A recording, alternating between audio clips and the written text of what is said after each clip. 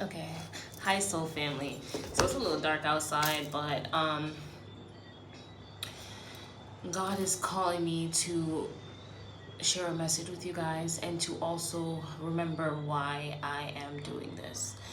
And the why is outside of me. It is bigger than me, and so many people are suffering right now, and they don't know why is that, or how to even begin to break themselves out of that, right? And today God was telling me that I had to make a decision, and I had to do it swiftly, and I had to do it quickly, and I had to stop and really think about why this decision was taking me so long to make.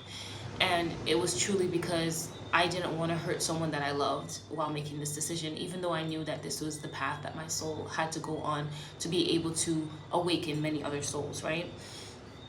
And God will tell us what to do, and it's up to us to do it. And He's not going to give us other assignments in the meantime. He's just going to simply sit back and watch and see, did you do what I said to do? And if not, then that's okay, because at the end of the day, it's free will. But are you answering the call? Don't allow your emotions to get in the way of your purpose. Like when I think about it, and God says, like, how many people are attached to your soul awakening? How many people are attached to when you wake up and you spread the word and you're spreading love on the planet? How many people will you wake up during that period, right? So it's not just about us and how fearful we may feel about jumping in and doing this big leap that He asks us to do, but it's just about making that decision from a place of, what is my why? My why is that I'm here to uplift many souls, wake them up to their divinity, give back the power to the people. Because at the end of the day, you have the power. It is not me, it is not anybody else that you're watching on YouTube, but it is you who has the power. It is you that needs to realize that what your potential is, and you are capable of so much more. You're capable of so much love, right? And anytime we are not in the frequency of love, we're in the frequency of fear, and fear keeps us crippled and away from our dreams. And God doesn't want that for us. He doesn't want us to walk around feeling guilt and shame. And when you think about all how God can use us as channels to deliver messages, and we are just merely the vessel. What makes us think that the devil cannot do the same? The devil was once an angel too, right? So if you think about it from that perspective, it doesn't serve you to go around malicing people or holding resentment in your heart, because that keeps you stuck on your journey. That keeps you from moving forward. And when you move forward, then you are able to actually do what your soul came here to do. And what the devil doesn't want is for us to wake up and start to do that, and to allow other people to wake up, because one person's awakening trickles down to many other people's awakening, right? And God, with God on your side, you can never fail, right? Just jump and trust that He got you. And God wants you to know that you don't have to think about how you're going to solve anything. Just meditate and pray and listen to the voice that tells you what you need to do. That voice is an all-knowing voice. It knows exactly how to get you to where you want to get to. God heard your prayers. God knows what it is that your heart desires. Okay? And if it isn't in alignment for the greater good, and it's not against and not being used for a negative purpose or a selfish purpose, you will get that desire. But you need to be open to the way that it comes. And because your mind tries to solve everything, the ego might say, okay, I wanted this, but not in this way. But that's not what God wants for you. God wants you to be able to surrender and trust in Him, because He knows what your heart desires. He knows the true you. And He puts you on the path to figure out who you are at your heart center. Not from the mind, but from the heart center. The mind has all these ideas that it creates that tells us that, oh, I'm anxious, I'm this, I'm that. Those things are just words that we use to identify ourselves. And you can change that at any given moment by simply saying to your mind, no, I am no longer that. I no longer identify as that. I no longer go as that. And watch how your reality changes, completely upgrades. God wants you to align your mind with action. Okay, your thoughts, your feelings, and emotions with action. And something that I've been practicing that I want to share with you guys is that you don't have to be doing something to feel an emotion simply from that emotion, right? You can tell yourself, I'm feeling joy in your meditation. Say in your meditation, say, I'm in the frequency of joy. I'm in the frequency of receiving. I'm in the frequency of surrender. And your body will literally start to do that. Even when you think about, like, when you say, oh, if you wake up today, you say, I'm gonna have a shitty day, and then the day turns out to be even worse than it was when you woke up, because you commanded that. That is your power. So you have the power to undo that and say, I'm gonna have the best day. Every day you wake up, God, show me how good it gets. Start to use your words as the power that it is. You know, it is your power. And when you write anything down, know that it manifests. It's already yours. But do not go looking for the reasons why it's not. Go looking for the reasons why God is already currently supporting you in your life right now. Okay? God wants us to live more presently, live more freely, live at peace. He doesn't want us to be in the frequency of suffering. And that means releasing people-pleasing tendencies, okay? When you're about to do something, if you have to stop and say, okay, but like, I don't want this person to feel that way, you are out of alignment. You cannot be used as a vessel if you are going to allow your emotions to dictate whether or not you answer God's call. It is of no use, because then you are going to stop necessarily your life purpose, your path, right? And it's not just about you. It's not about it's not about what you fear. It's not about you. It is about everybody. And we are all one. So you waking up, it's time to wake your soul family up too. When you decide to really step and take that final leap, God will catch you. You just have to focus on the positive. That's all he asks, is to focus on the positive and to surrender to him and trust. Do not try to figure out ways to help yourself out of a situation, because if anything, you're just creating more work for God to undo. Simply trust, surrender, and trust. He will let you know when it's time. Same how he's letting you know right now that it's time for you to make that jump. He's gonna let you know what the next step is. And after you make that jump, baby, it is time for you to rest.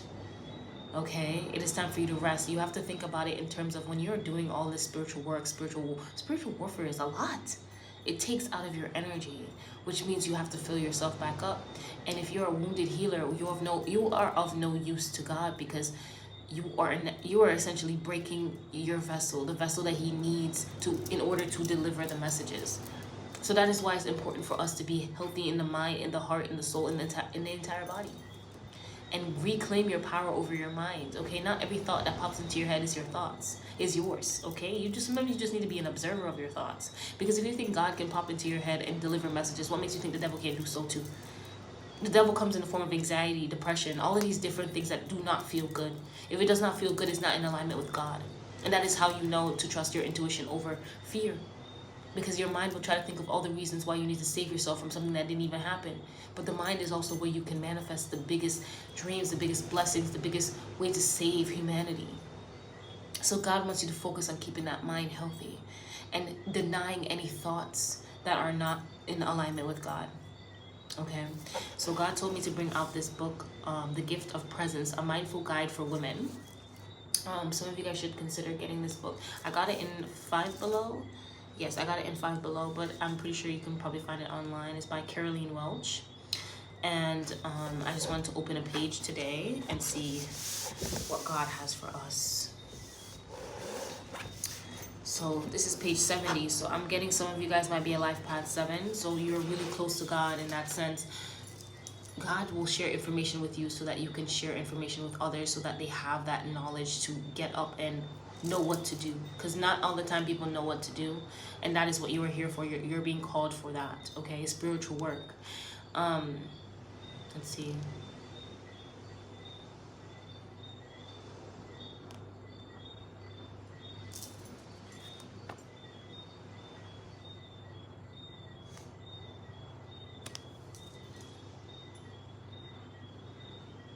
Okay, let me read from here. It can be challenging to sustain a mindful practice over time. Gaps of days, weeks, months, or even years are not uncommon. It's also uncommon to try one type of meditation and then give up for any number of reasons, including that you feel it isn't working, or you no longer need it now that things are getting better in your life. Meditation is going to be your map to connect into the divine. It's just the path to stay on. Meditation, it allows you to stay connected to your body. meditation and prayer, okay? And this part of starting and stopping, so this is what I believe that God wanted me to find in this book to tell you. Consistency is how you align yourself with your goals. No excuses. I don't care if you feel tired. If it's for you and if it's beneficial for you, get up and do it. Find a way to do it. Every time you tell yourself an excuse, you signal to the quantum field that you are not ready for this. Okay? The quantum field doesn't give a shit about the fact that you're tired or the fact that this is that or that is this. Okay? All it knows is that you are showing up for something consistently. Okay? And give yourself that grace. Okay? When you miss a day or something happens, say to yourself, okay, Kim, how can I best help you? I'm not judging you. I'm just curious. What's going on? Ask yourself these questions, because then you will be able to find the answers without beating yourself into fear. Fear does not allow you to get up and do what you need to do, okay? Looking after our minds can be like looking after our bodies. We know what we have to do, but doing it is another matter. We know it's good for us. We know why it's good for us, and it's still hard. So you have to remember that you are coming from a place of fear. So your mind is still, there's still remnants of that, okay? Whether or not you're woken up to your divinity or not. So you have to just give yourself grace, okay? And you have to sit with the reprogramming of your mind, sleep with affirmations, positive affirmations before you go to bed. Visualize your desires as if they are already true, and claim that for yourself, okay? It's gonna take practice, and over time you are going to get better and better and better and stronger and stronger and stronger at it. And for those of you who may be struggling with trusting your intuition and trusting God, look for ways in your life that God is supporting you currently, okay? And anytime you get an inkling to do something for yourself, just do it. And that builds that trust with yourself over and over and over again. But every time you say you're gonna do something and you don't do it, you lose that trust for yourself. And that is why it is hard for you to trust God, because you don't trust yourself. To trust yourself is to trust God. Okay, so those are today's messages, guys, and I want you guys to remember that the power is in you. Do not let anybody outside of you tell you what your heart desires, because only you can know what your heart desires. Okay, I love you guys. Have a good day. Bye bye.